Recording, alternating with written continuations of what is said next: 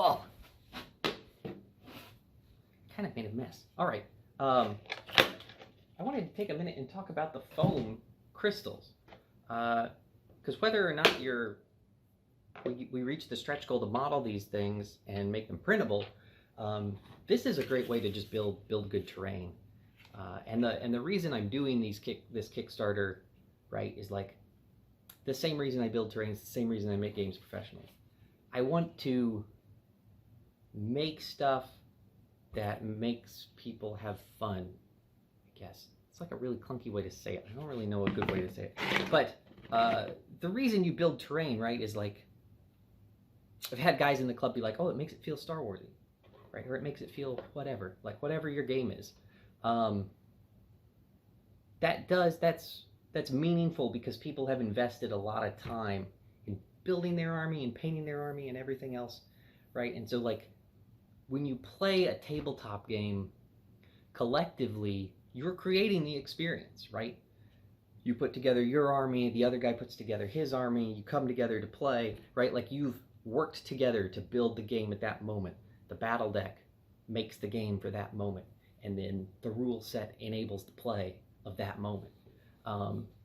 And so it's this cool collaborative thing, and this is just like another, right, like having these 3D print models, finding a way to release them to all the other players out there was important to me because I wanted to have a way to get this in more people's hands. And so even if we don't 3D print these things, I wanted to have a way to sort of pass on some of the old ways of how to do this stuff. So this is just like straight up hard insulation foam. The only two tools I used were these, right? This is like a $10 hot wire cutter from like your craft store. And this is like a $10 little pokey wire thing. It plugs in to like a cord. This one's kind of annoying. It goes slow. I don't like to use it, but it's perfect for like that, right? Like do these little like notches. This guy, you just bonk this stuff out. And really the trick to doing crystals or stalagmites for your ice or cave board or whatever, the thing you want to do is you just want to get rid of corners. Sounds weird, but like you've got your square block, shave down a corner. Where's the next corner? Shave down that corner. Just like don't do the angles the same way every time. Just keep going, just wonking up corners, get rid of a corner, get rid of a corner, get rid of a corner until you're done. And that's the only thing you need to really think about. Like, don't overthink it. Don't try too hard to get a perfect shape. And then these I just painted up. I did a rattle can for the bright lime green. I came back in around the bottom to do the brown base. This is just like cheap MDF I had that was like packing material for some furniture or whatever. Cut that to shape, sanded, glued the crystals down, glued sand on. Rattle can brown, rattle can green for the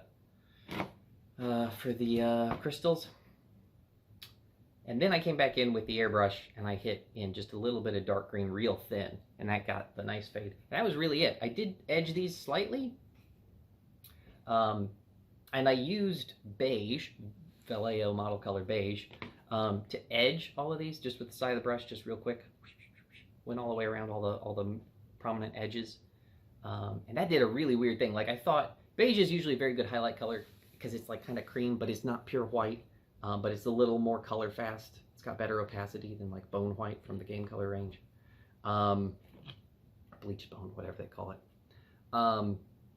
But because this has just a little bit of red in it to make that yellow warm, it really vibrates with the bright green, which is crazy. And I was sort of like, well, did I like it better than just doing white? But if this was just white, it would just look bright. It would make it look a little chalky.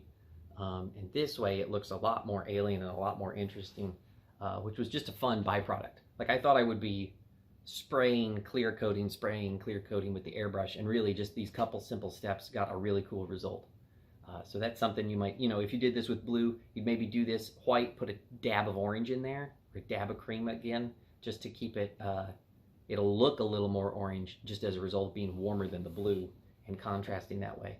But it was a really sort of strange happy accident that I ran into. And there you go.